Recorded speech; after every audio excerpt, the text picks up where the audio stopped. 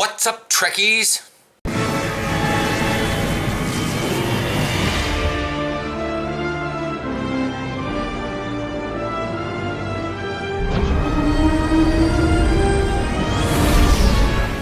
Hi, so there is not any good light for this video.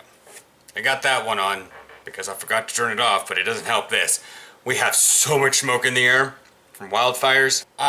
So in terms of Star Trek news rather than environmental news as to why my lighting sucks, I haven't seen anything yet, and it is 10:47. Let's check STO news. And Zen charge bonus as of the 31st. Last Thursday, there was a Zen charge bonus, which is already over with. Services were on 20% services sale. That's already done with. Pack sale, I was already done with because they're weekend things.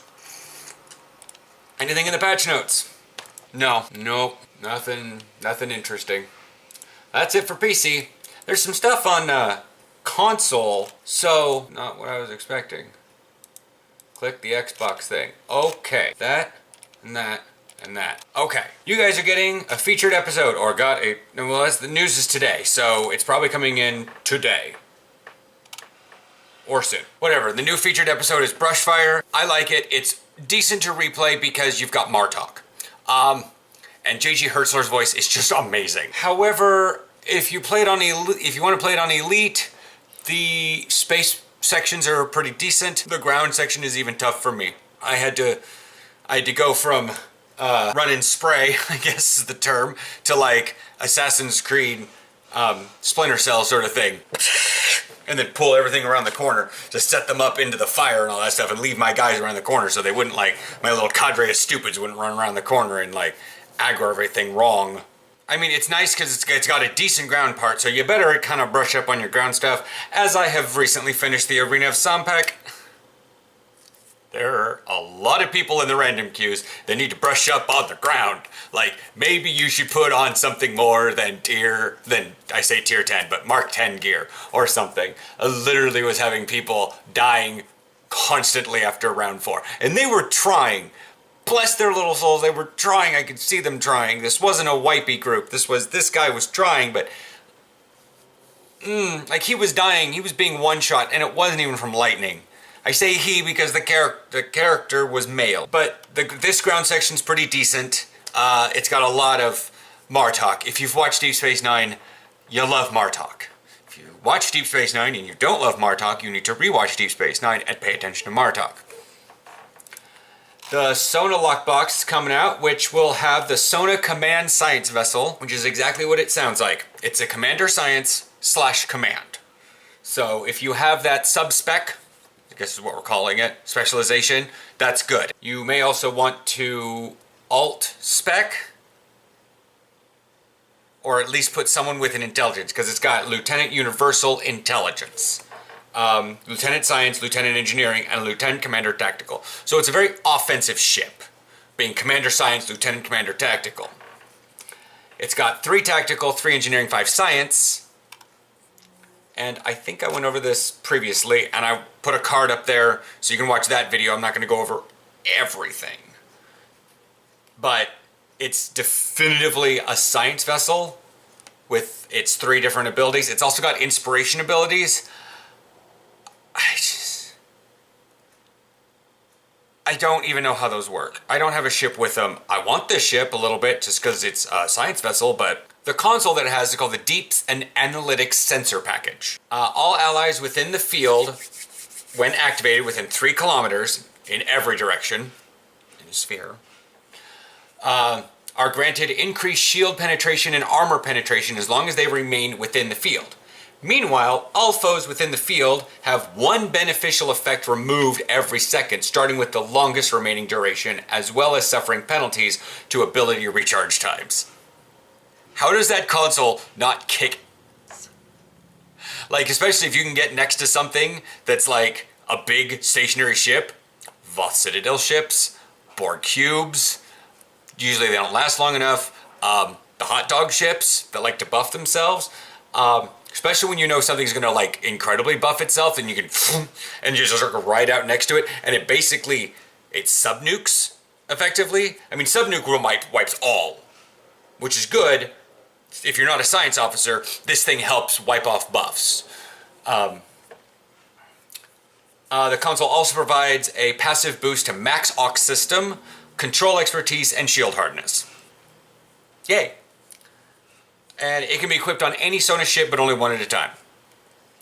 Starship trait, kick them while they're down. Sounds like it is exactly what they said. While this trait is slotted, activating any foe targeted control officer bridge ability, which is like probably not gravity well. That's what they're talking about. A foe targeted.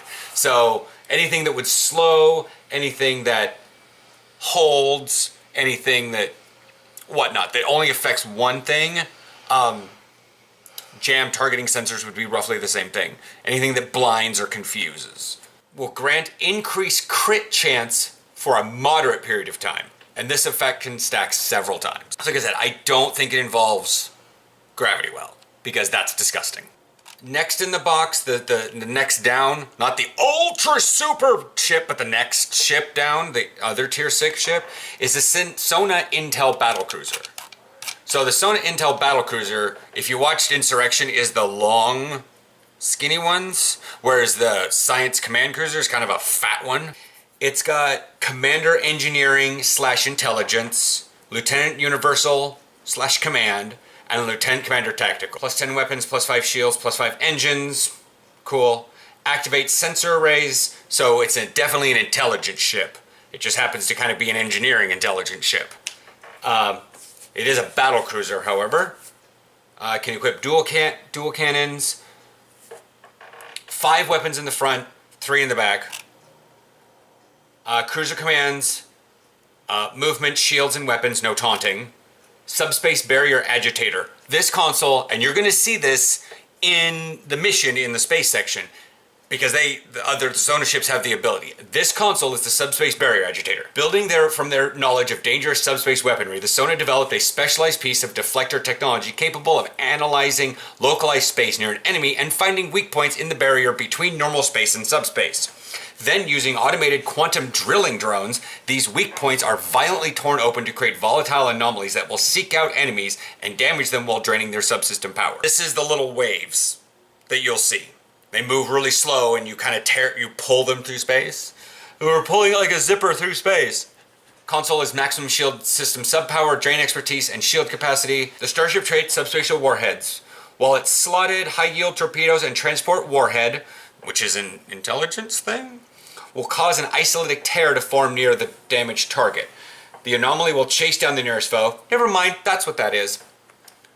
Causing physical damage and draining engine subsystem power to enemies it encounters. And then the console set bonus is called the Briar Patch Explorer, equipping both the Deep Analytics Sensor Package and the Subspace Barrier Agitator on a single vessel grants the following: plus 20% damage with plasma weapons, and plus 10% hull regeneration, 20% when not in combat. That's cool. Sona Lockbox also has, this is like the ship stats though, this is not necessarily the lockbox and all together. But anyways, also starting, what are the dates? The 5th, so today, until next Tuesday for console, keys are on sale. And the key ring bundle, but that's not all, for a limited time starting today, players will be able to purchase key ring bundles.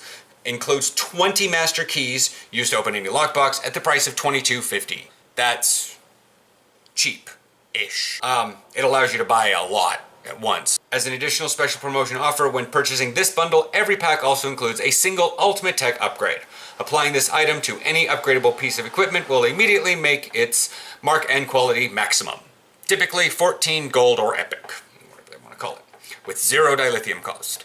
I have one of those because I bought one of these bundles a while back when it was on PC, and I have that thing sitting in my inventory because I'm waiting for like a good piece of gear that's like sweet enough, because I've already upgraded a lot of my Temporal Defense Initiative stuff, and I don't really want to waste it on something that if is really awesome, I can get like a Mark 12 and then boom, maximum.